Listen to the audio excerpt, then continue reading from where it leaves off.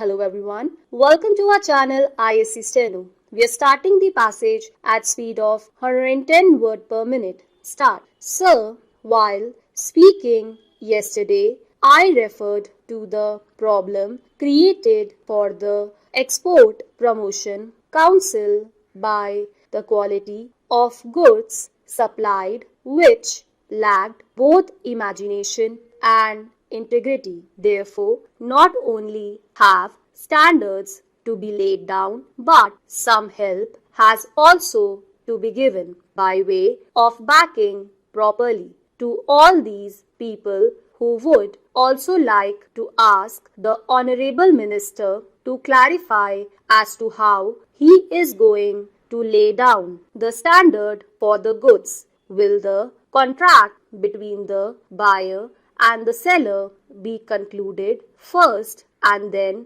the quality or standard will be decided? The question of price has to be settled, and we also know that the price varies according to the country that buys the article. I think the House rightly laid emphasis on the desirability of fixing some standard for goods for the home market and also for our imports. The standards for imports, I am told, are governed by other international import rules. Those also must be varying according to the country of import. In any case, unless there are some standards laid down for the sale of goods in the home market, there will be difficulty. There are people who are used to selling things different from what they had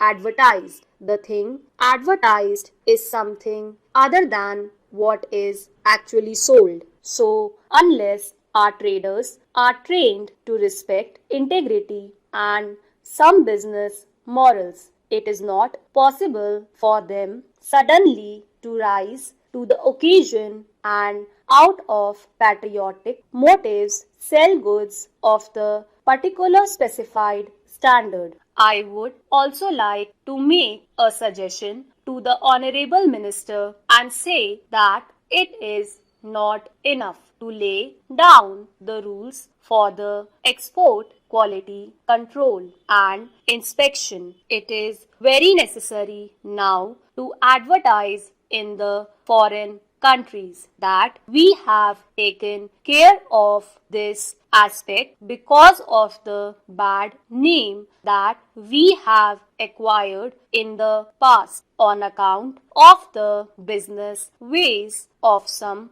of the exporters. We have acquired a very bad name in some of the countries, and in order to counteract that, we have to undertake wide publicity in foreign countries to undo what has been done so far. There is one more question which I would like to ask the Honorable Minister so that he may clarify the doubt that may be in the minds of some honorable members. It is stated that the funds for the Export Promotion Council would be partly from the government and partly from funds paid by way of donation. I want to know whether the donors, if they are business people, would not be in a position to take advantage of the position and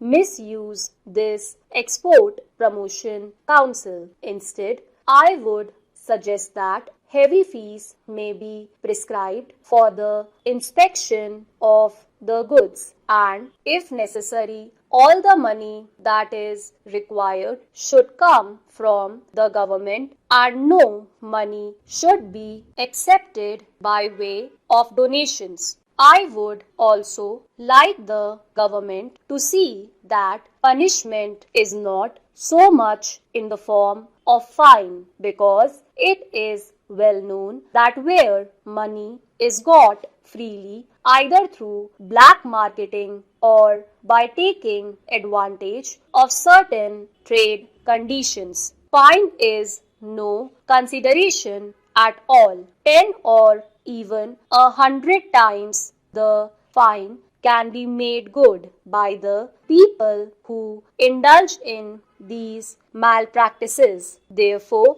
it is not only enough to prescribe punishment for the persons who are found guilty under this act, but it is also necessary that we prescribe heavy punishment for the inspectors so as to leave no room for suspicion in the minds of the people. I would now like to refer to the question of co-option. I do not know why it has not occurred to the members in the opposition and those who doubted the need for co-option that the variety of goods itself will not make it possible for the council to have members on the council who would be conversant with the qualities of all types of goods. This council is really something on par with the UPSC in my opinion, and for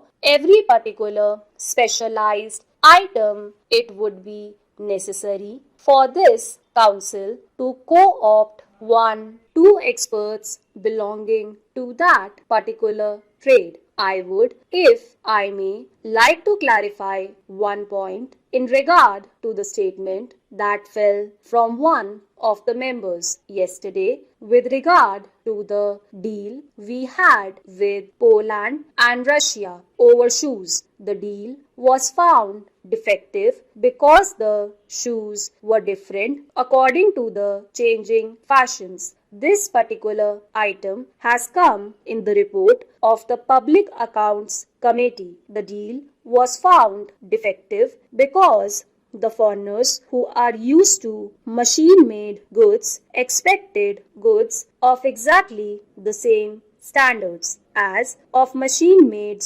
goods. Our Indian shoes were made by hand and all of them did not answer the same specifications. These shoes were not meant for fashionable ladies or for others, but they were really meant for the army. Stop.